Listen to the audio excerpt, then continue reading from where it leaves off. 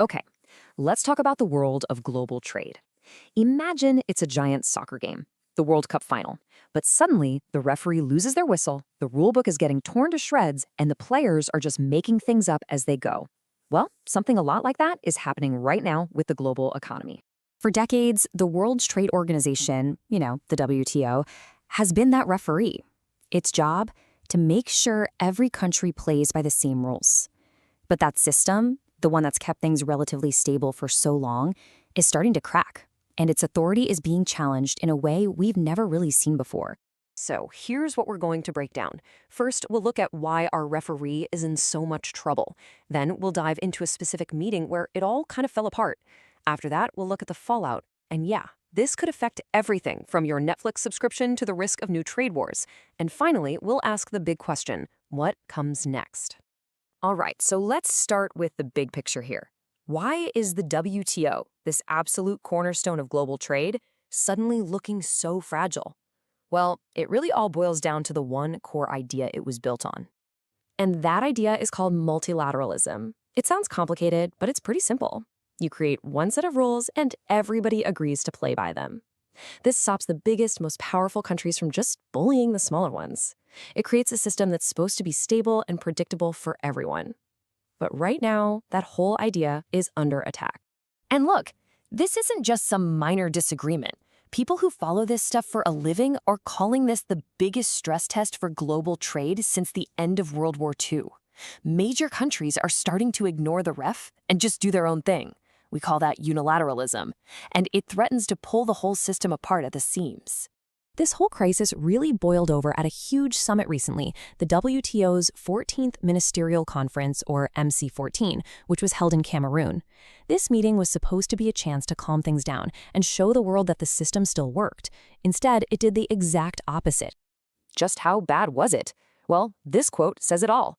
The 166 member countries couldn't even agree on a basic press release saying what they were going to talk about next. It wasn't just a failure to agree on something big, it was a total breakdown. They couldn't agree on anything. And a failure that big has immediate consequences. So let's talk about the first major casualty, a deal that has been quietly running the internet economy for almost 30 years. Okay, so here's the deal. Since 1998, WTO members all agreed no one puts tariffs on digital stuff. Think software downloads, data, streaming services. Every 2 years, like clockwork, they'd renew this agreement. But at this disastrous meeting, for the first time, they failed to renew it. That means as of March 2026, that 28-year-old agreement, just poof, it's gone. So why should you care? Well, without that agreement, countries are now free to start taxing all that digital trade. And that could mean higher cost for companies, which, you guessed it, could get passed right on to you. So yeah, the price of your favorite streaming service or that software you use for work, it could absolutely go up. And this is what the new reality looks like. It's totally fractured. We've got two different rulebooks now.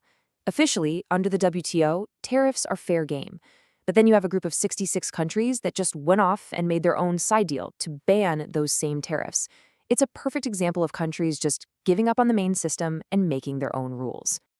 But the digital trade thing wasn't a one-off. That big failure in Cameroon showed that the entire rulebook is starting to fall apart, page by page. It wasn't just one bad call by the referee. The whole game is in jeopardy. Two other huge agreements also crumbled. First, a deal that stopped certain fights over intellectual property just ended. Now, this is a big deal because it could, for example, let a huge drug company sue a country over a public health law that promotes cheaper generic medicines. And second, a massive deal to make it easier to invest in developing countries was completely shut down, even though almost everyone wanted it. Let's just focus on that investment deal for a second. This was something years in the making. It was designed to help grow economies that need it most, and an overwhelming 129 countries were in favor of it. So with 129 countries saying yes, how many did it take to veto the entire thing? Just one. One country. And that right there shows you the WTO's biggest weakness. Everything has to be unanimous. A single no can stop all progress, no matter how many other countries are on board. So what happens when the official ref can't make a call? The players start getting aggressive, they start making their own rules, and fouls become the new normal. And that has a lot of people worried that we're heading back to a much uglier time in global trade. You know, we've actually seen this movie before. Back in the 70s, the WTO's predecessor, an organization called GATT, was in trouble. It was weak, and that led the U.S. to pass its own aggressive trade laws to just go after other countries on its own. Now, here we are in 2026, the WTO is floundering, and that big question mark on the timeline is what has everyone so concerned. The bottom line is pretty clear. This failure is just going to accelerate the trend of countries going it alone. Instead of that one global highway for trade we talked about, we're ending up with this messy, chaotic patchwork of backroads, each with its own tolls and its own rules. And that brings us to our final, and maybe the toughest question of all. If the old system of global rules is dying, what's going to replace it? Honestly, the path forward is completely unclear. There's no plan to fix the WTO. Its own court system, the place countries are supposed to go to settle fights peacefully, has been basically paralyzed for years. Those core ideas of fairness and predictability, they're eroding fast. And we desperately need some new ideas to hold this all together. So that's where we'll leave it. The ref has lost control, the rulebook's in tatters, and the players are starting to walk off the field to start their own games. Are we about to see the end of teamwork in global trade? Is it about to become every country for itself? Right now, nobody knows for sure. You can download the complete notes of this video from the pinned comment below. If this video helped, do like and subscribe to the BriefCase for daily visual explanations.